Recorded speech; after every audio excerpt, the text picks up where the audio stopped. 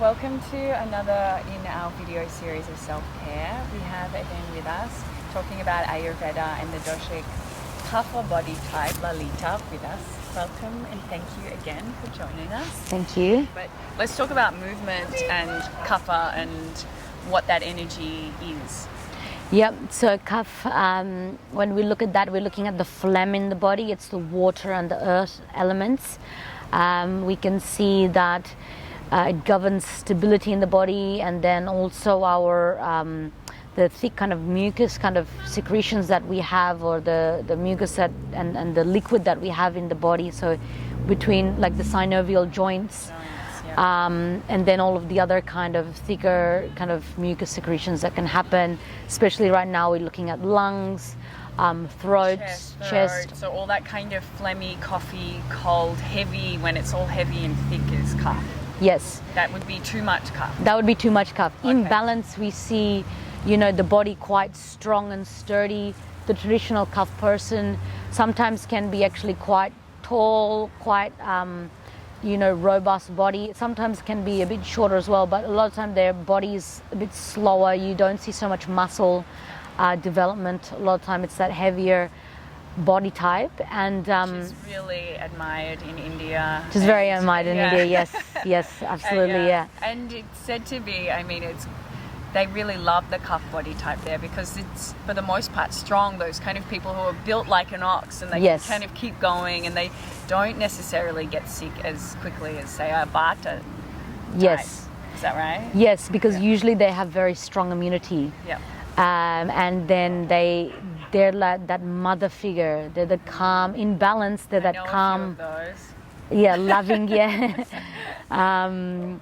Loving and quite nurturing. They're the one cooking for everybody, caring for everyone. The person that you go to get that massive hug and that kind of really wholesome food and the hearty.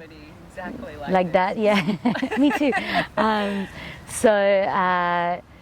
So at the moment, why would we need to be concerned about this as an energy? If overall, when it's in balance, it's a pretty great energy. With the winter kind of coming in as well, that's where we see an increase in Kapha, because it's called the body is protecting itself. So we're going to eat more, we're going to hold on to more traditionally. We want to be careful about our daily routine, because that can start to go out of whack, and then we're going to also get an imbalance through that. So that imbalance then is probably one of the reasons why we start to experience, say, coughs and colds in winter, because we want to sleep more. Would that be part of this whole kind of philosophy around this energy? Yeah, that's one of the things for sure. And then also when we look at where's the seat of Kapha, that's in the stomach. So that's where our digestive enzymes, one of the first points of digestion happens in the body. And then we can see if we have good digestive enzymes, then we're able to break down the food. We're able to also, where we have all of that heat and protection and also different bacteria there, to actually not allow any of the anything from outside that's not really wanted in the body to actually be digested there, or take hold of the body, and then enter through the body. We're using food as medicine. Yes. But food as medicine only works if Kapha is in balance and the enzymes are working, because otherwise we can't process. Yes. Even if you're eating the best foods, as you were saying before. Yeah. Yes, if we don't have our digestive capabilities, then we're going to not be able to absorb those foods, absorb the herbs as well, even herbal medicines. And so it's really important that we actually work on digestive enzymes, digestive function, especially in the stomach, to help process what we're inputting, and then also have that as a strong line of defense in the body. So how do you increase digestive enzymes? Like, how is that through food? Well, through herbs?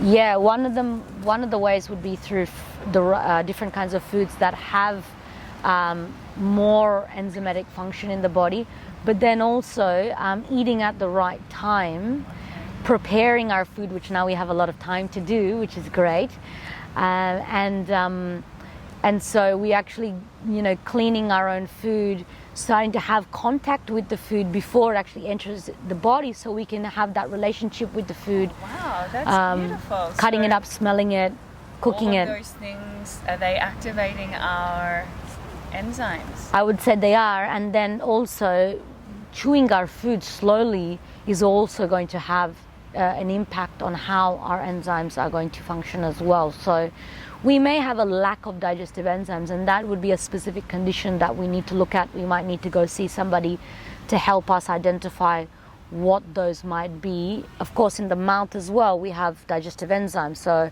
breaking down the food from the mouth. Yes. Digestion starts in the mouth, as you said. Okay. Yep. I would say also digestion can start in the mind as well, because we're going to look at a certain food and think about it and then have a connection to that, and then it's going to help us. A lot of time, if we've got an aversion to a food, we could say that that's not going to help our digestive capability, because we're going to be like, I don't want to eat that, and you're already building those feelings and sensations in the body to not be able to digest it. So then that comes back into the mind state and how we're actually processing the information we're looking at. So what kind of practices for the mind would be good for kapha, or even for the body as well? Well, for kapha for the mind, we would be looking at things that help pranayama and yoga, asanas that can help balance that. So I would say things that help move the mind and the body a little bit more. So thinking and having something to focus on. Yes. Okay. That's not just Netflix. That's not just Netflix. And going for those heavy things as well, so heavy activities. So we'd be developing a routine. Again, as I said before, we're going to be thinking about tomorrow the night before, so then we're prepping and planning rather than just thinking, and that lazy kind of attitude that comes in. Yeah. I'm just going to not think about it and worry about it tomorrow. It's actually being a bit more proactive, a little bit of fire in there to then think, well, tomorrow I'm going to wake up. Your day. Yes. Okay, yeah. So, and then you're doing those things and not procrastinating about them. So actually, I'm going to wake up and I'm going to do this and this and this, the daily routine. Because the kapha person tends to procrastinate when they're stressed. Yes. And then let it go, and then I'll just not do that now and sit around and smile and enjoy what's happening. The thing about the doshas and these like doshic types is that we have all of that in us. Yes. Even if like the two of us, we both have this predominant pitta, vata, body-mind type. I know I have a tendency towards laziness as well. Absolutely, or to just want to chill, to rest, to want to hibernate when winter comes around. And so I think that these elements are things that everybody can start to tune into. Yes. Tap into, no matter what kind of size, shape, or mind type that they are. Yes, and I think something that we can really do in this time is to make sure that daily you're getting some movement practice. Mm-hmm. Being a martial artist, surely you got to do martial arts if you're kapha type. I think it's very good because it increases the fire, increases movement and fluidity. Usually people that are quite kapha type, they've got a strong body, so they actually have higher resilience, which is great for that kind of movement. But even from the yogic perspective, going for then your vinyasa flow or your stronger practices in yoga for the kapha body type is really good. Yeah, that's going to help you sweat, move. Yep. That's what we all got to do to keep our kapha in balance. Yes. There's so much more to talk about. Yes. This is just a quick insight for everybody. We hope that you've enjoyed our series, this introduction into Ayurveda and immunity. Thank you, Lalita, for all of your wisdom and knowledge. Thank you. If you have any questions, feel free to send them through.